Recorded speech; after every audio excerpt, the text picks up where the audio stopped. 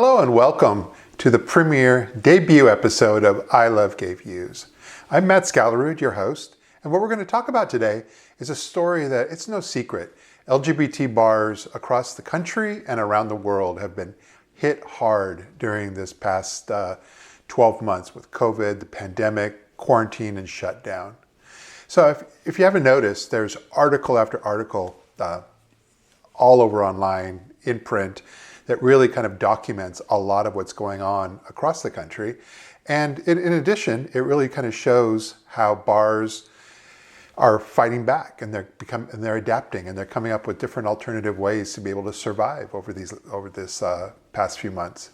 So anyway, we met up with a variety of bar owners in New York City, and we kind of got their take on how they've been doing and where they see things going. Yes, I've been economizing with the money that we have been gifted from the GoFundMe and from the Gill Foundation and every wonderful person who, has donated as generously as they can.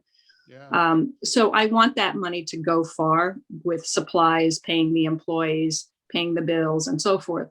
And so I spent most of the summer trying to figure out what's the most economical way for us to do it that looks different, looks kind of cute. And interesting, and we decided on tents, and they're actually little greenhouses, and we put the tables in there and some fun lights and decorations. They were not feasible for winter because of the structure. It's very light. Yeah. However, when we got to Christmas time of last year, after the 20th of December, when the indoor dining was closed again, unfortunately, we weren't able to stay open, and it wasn't enough to sustain us. So we didn't open again until February. And now we're out and people are coming and sitting in our tents. I love that. I'm looking forward to being there as well. And yes. But the Gill Foundation, they come out and was that something that, was it a grant that you had to apply for, or did they come to you? And how did that work? Yes, actually, what happened was a customer actually was the one that wrote to them and said, hey, I don't know if you know, but Julius has a GoFundMe and they're looking for help. Yeah. And they reached out to me, and it was wonderful from there. They gave me some funds during the summer, and we worked together. And then as the fall came and the winter came, and now the money started to run out, I said, is there any way to help me even more? And they were generous enough to do so. So they did, and they gave me additional funds. And then they said, well, let's do a fundraiser. We'll match the next 25,000 that you raise. So that's what we're trying to do.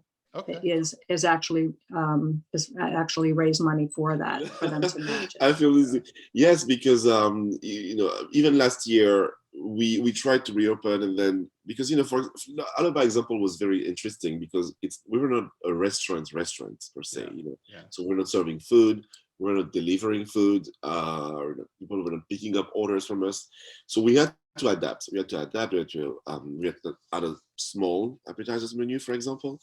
But it was still not what was going to generate, traffic in terms of people coming and say, hey, I'm hungry, I want to eat, especially because, like I said, there's about step 5 over, big restaurants next to us. Yeah. So for us, it was really a question of adapting to the situation, adjusting. And we've done that, but you're right. Then once we felt like we were finally on solid ground, bam, no. You cannot have people inside. Taking the bar and trying to keep it going with reinventing ways to make money and to keep the name out there. Yep. So it's been a challenge. It was just like when we reopened in 2006. Wow. It's like trying 2007. Sorry, geez. It's just trying to reinvent how to recreate our safe space so people can come and feel comfortable more ways than one, feel safe, The LGBTQ community is known for its resilience in the face of adversity. For every bar that closed, there's one that adapted, stayed open, and is poised for success here in 2021. So it's up to us, all of us, to step up the way Gill Foundation and gay cities have done, as they've shown an example of how we can all move forward. Follow the links in this video for the next part on our series here on the state of LGBTQ bars. Do you have any favorite or great bar stories you'd like to share with our audience? Please post them and tag us in them.